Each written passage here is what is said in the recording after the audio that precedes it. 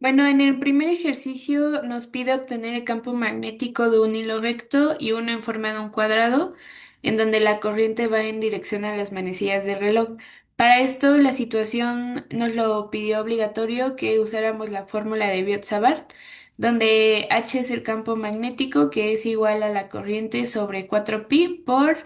la integral de L, que es un vector que se monta sobre el hilo conductor, con producto cruz del vector separación sobre la magnitud de ese vector separación al cubo. Para el hilo recto, tomé en cuenta que este hilo fuera infinito y que estaba situado a lo largo del eje Z y que P sea un punto con coordenadas cilíndricas. Para hacerlo de forma más sencilla y entendible, primero lo grafiqué donde pude representar el vector montado sobre el hilo conductor en dirección a la corriente, que nos quedó como dl es igual a dz por unitario z. También pude representar ρ, se marca de manera perpendicular al hilo corriente y al punto P. Y también pude representar el vector separación, además del campo magnético y pues los infinitos y menos infinito del hilo. Si regresamos a la fórmula,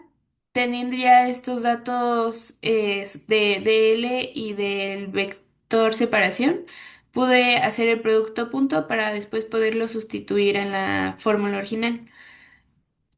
Cuando hice el producto punto, obtuvimos que es ρ por dz unitario phi,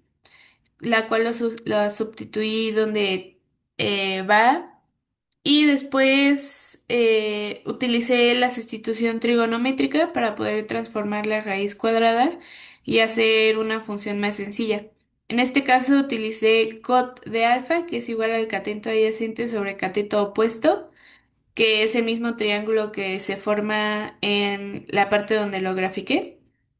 Y esto nos dio que z es igual a rho con tangente de alfa y su derivada de z es menos rho cosecante al cuadrado de alfa de derivación de alfa. Entonces eso lo sustituí en la fórmula original. Y después utilicé las entidades trigonométricas para poder quitar este uno más cotangente al cuadrado de alfa y poderlo sustituir con cosecante al cuadrado de alfa para más adelante hacer todo mucho más sencillo. Como resultado nos dio que el campo magnético es igual a la corriente menos la corriente sobre 4pi rho por coseno de alfa 1 menos coseno de alfa 2 en dirección a phi. Finalmente, sustituimos con lo que nos queda, que como se puede ver en la gráfica, mientras que este punto se vaya moviendo del lado a menos y, este ángulo va a ser va a disminuir hasta llegar a cero. Y este ángulo, si P se mueve de la misma manera, va a cambiar y cada vez va a ser más cercano a 180. Entonces, esto lo sustituimos en la fórmula original, lo cual nos queda que el coseno de cero es igual a uno menos el coseno de 180 es menos uno, que esto nos da como resultado 2. Y si en la fórmula se elimina el 2 y el 4 se pasa a 2 y nos queda esto como resultado del campo magnético en un hilo infinito.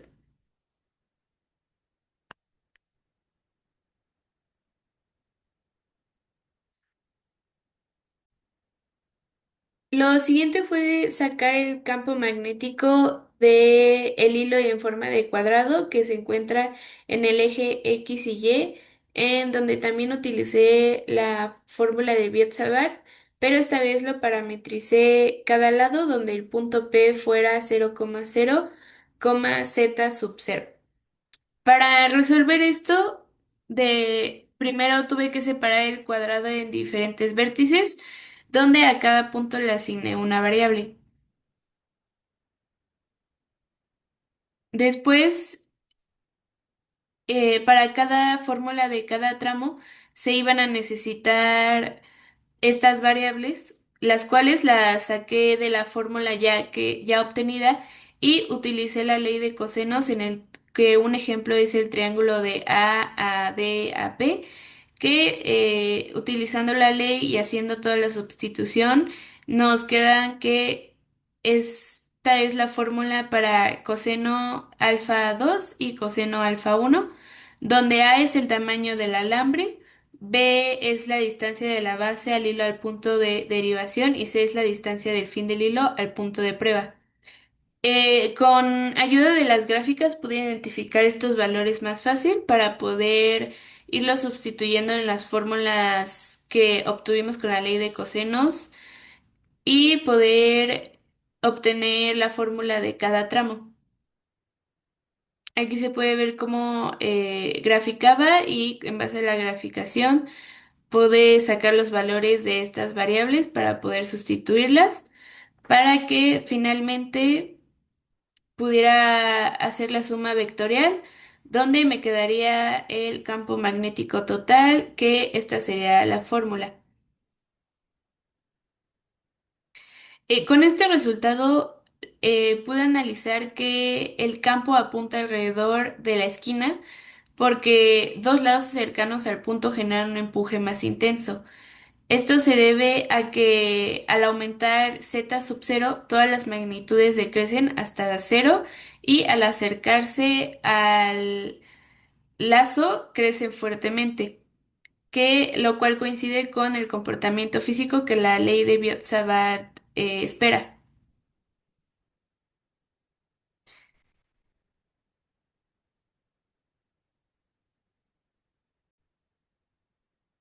En la situación 2 para este problema también fue requerimiento utilizar la ley de Biot-Savart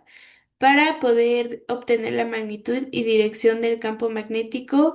en dos puntos P. Está en las coordenadas 0,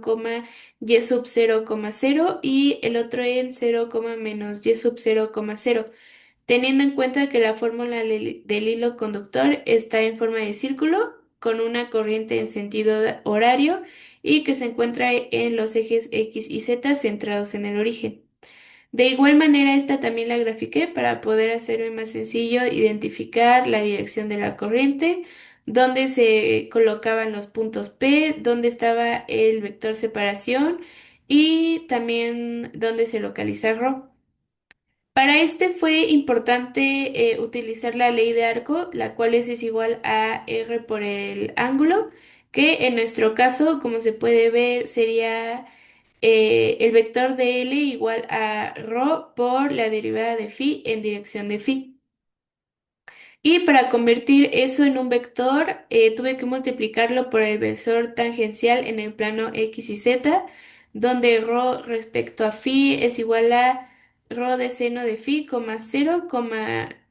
ρ por coseno de phi y dl es igual a la derivada de ρ sobre derivada de phi por derivada de phi, que nos da como resultado ρ coseno de phi, cero, menos ρ por seno de phi con dirección derivada de phi. Ya teniendo estos valores,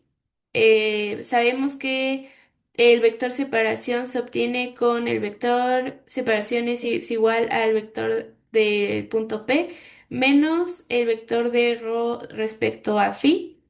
Sustituyendo eso pude obtener el vector separación, el cual es menos ρ por seno de phi, y sub 0, menos ρ por coseno de phi. Y para poder obtener R, su magnitud,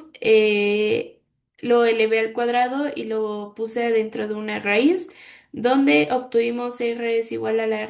la raíz de ρ al cuadrado más y sub 0 al cuadrado. Y ahora sí pude realizar el punto cruz, donde como resultado nos dio ρ al cuadrado por la derivada de phi.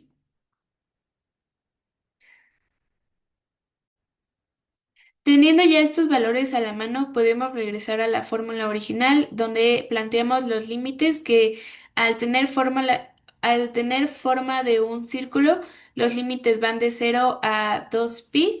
y ya resolvemos esta integral sustituyendo y separando todo para que finalmente nos dé como resultado esto en el punto P de 0, y sub 0,0 y en el punto P de 0, menos y sub 0,0. Por simetría la magnitud es la misma, pero al aplicar la regla de la mano derecha nos queda esto como resultado del punto P de 0, menos y sub 0,0, pero esta vez siendo positivo, pero aún así teniendo la dirección del vector unitario y. Para este ejercicio utilicé de igual manera la ley de Ampère,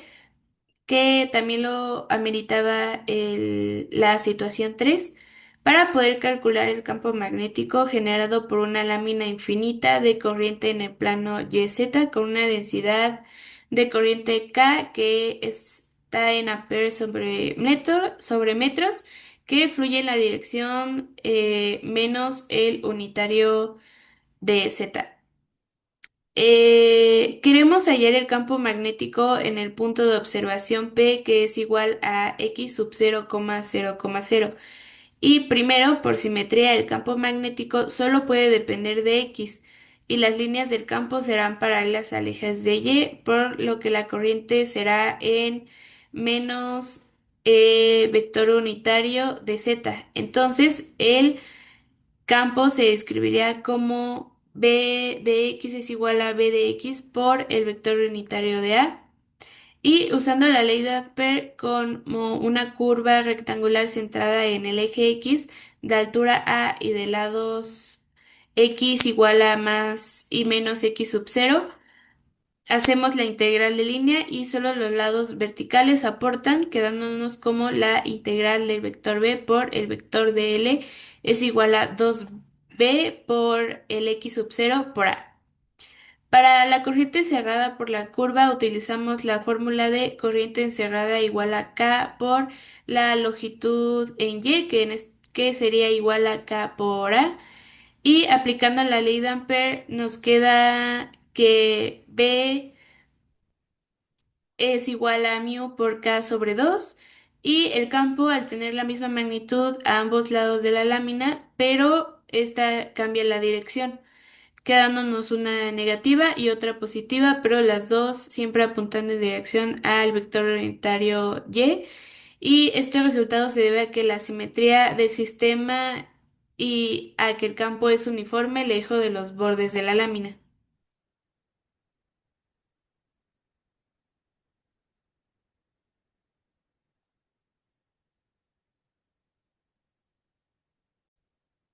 Para resolver este ejercicio, lo primero que hice fue plantear la fuerza de Lorentz, que es F igual a Q por el producto cruz de V y B. En este caso nos dicen que la única fuerza que actúa es la magnética, así que aplicamos directamente esta fórmula. El campo magnético está en la dirección de menos unitario, vector unitario de Y, es decir, hacia abajo en el eje Y. La velocidad inicial de la partícula es 0 menos b sub 0,0, lo que significa que se mueve en la dirección negativa del eje Y. Al hacer el producto cruz entre la velocidad y el campo magnético, armamos el determinante y nos queda que el resultado tiene componentes solamente en x y z. Específicamente la componente en x es b por